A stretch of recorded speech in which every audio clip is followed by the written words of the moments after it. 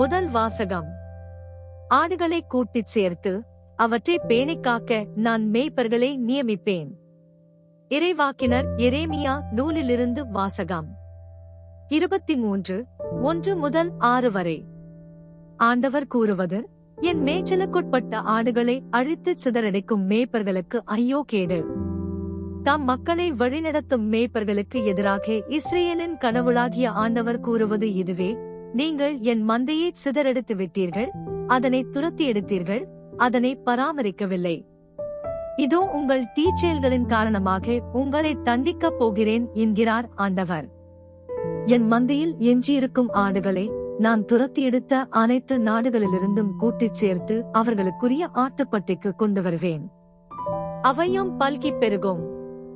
அவற்றை பேணிக் காக்க நான் மேய்ப்பர்களை நியமிப்பேன். இனி அவை அச்சமுறா, திகிலுறா, காணாமலும் போகா என்கிறார் ஆண்டவர். ஆண்டவர் கூறுவது: இதோ நாள்கள் வருகின்றன. அப்போது நான் தாவீதுக்கு ஒரு நீதியுள்ள தளிர் தோன்றச் செய்வேன். அவர் அரசராய் ஆட்சி செலுத்துவார். அவர் ஞானமுடன் செயல்படுவார். அவர் நாட்டில் நீதியையும் நேர்மையையும் நிலைநாட்டுவார். அவர்தம் நாள்களில் யூதா விடுதலை பெறும், இஸ்ரேல் பாதுகாப்புடன் வாழும். யாவே சித்கேனோ, ஆண்டவரே நமது நீதி என்னும் பெயரால் இந்நகர் அழைக்கப்படும்.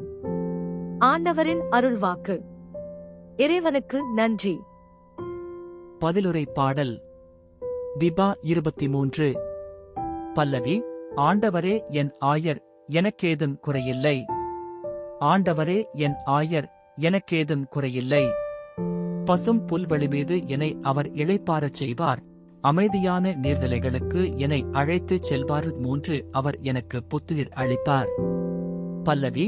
ஆண்டவரே என் ஆயர், எனக்கேதும் குறையில்லை.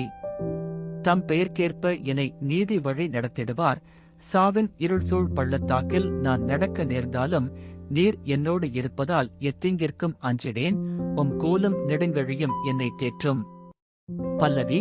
ஆண்டவரே என் ஆயர், எனக்கேதும் குறையில்லை. என்னுடைய எதிரிகளின் கண் முன்னே எனக்கொரு விருந்தினை ஏற்பாடு செய்கின்றீர்.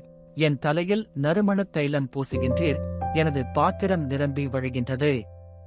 பல்லவி. ஆண்டவரே என் ஆயர், எனக்கேதும் குறையில்லை.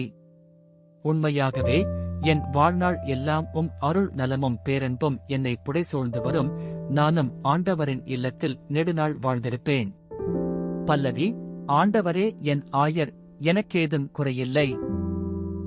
இரண்டாம் வாசகம். இயேசுவே நமக்கு அமைதி அருள்பவர். திருத்தூதர் பவுல் எபேசியருக்கு எழுதிய திருமுகத்திலிருந்து வாசகம். 2:13-18 வரை. சகோதரர் சகோதரிகளே, ஒரு காலத்தில் தொலையில் இருந்த நீங்கள் இப்பொழுது இயேசு கிறிஸ்துவோடு இணைந்து அவரது இரத்தத்தின் மூலம் அருகில் கொண்டு வரப்பட்டிருக்கிறீர்கள். ஏனெனில் அவரே நமக்கு அமைதி அருள்பவர். அவரே இரண்டு இனத்தவரையும் பிரித்து நின்ற பகைமை என்னும் சுவரை தமது உடலில் ஏற்ற துன்பத்தின் வழியாய் தகர்த்தெறிந்து அவர்களை ஒன்றுபடுத்தினார். பல கட்டளைகளையும் விதிகளையும் கொண்ட யூதச் சட்டத்தை அழித்தார். இரு இனத்தவரையும் தம்மோடு இணைந்திருக்கும் புதியதொரு மனித இனமாக படைத்து அமைதி ஏற்படுத்தவே இவ்வாறு செய்தார். தாமே துன்புற்று பகைமையை அழித்தார். சிலுவையின் வழியாக இரு இனத்தவரையும் ஓரிடலாக்கி கடவுளோடு ஒப்புரவாக்க இப்படிச் செய்தார். அவர் வந்து தொலையில் இருந்த உங்களுக்கும் அருகிலிருந்த அவர்களுக்கும் அமைதியை நற்செய்தியாக அறிவித்தார். அவர் வழியாகவே இரு இனத்தவராகிய நாம் ஒரே தூய ஆவி மூலம் நம் தந்தையை அணுகும் பேறு பெற்றிருக்கிறோம். ஆண்டவரின் அருள்வாக்கு. இறைவனுக்கு நன்றி. நற்செய்தி வாசகம். ஆயரில்லா ஆடுகளைப் போல் இருந்தனர். மார்க்கு எழுதிய தூய நற்செய்தியிலிருந்து வாசகம். 6:30-34 வரை. அக்காலத்தில் திருத்தூதர்கள் இயேசுவிடம் வந்து கூடி தாங்கள் செய்தவை, கற்பித்தவையெல்லாம் அவருக்கு தெரிவித்தார்கள்.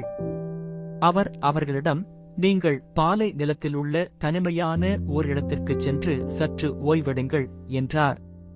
ஏனெனில் பலர் வருவதும் போவதுமாய் இருந்ததால் உண்பதற்கு கூட அவர்களுக்கு நேரம் கிடைக்கவில்லை. அவ்வாறே அவர்கள் படகேறி பாலை நிலத்தில் உள்ள தனிமையான ஓர் இடத்திற்குச் சென்றார்கள். அவர்கள் புறப்பட்டு போவதை மக்கள் பார்த்தார்கள். பலர் அவர்களை இன்னாரென்று தெரிந்து கொண்டு எல்லா நகர்களிலிருந்தும் கால்நடையாகவே கூட்டமாய் ஓடி அவர்களுக்கு முன் அங்கு வந்து சேர்ந்தனர்.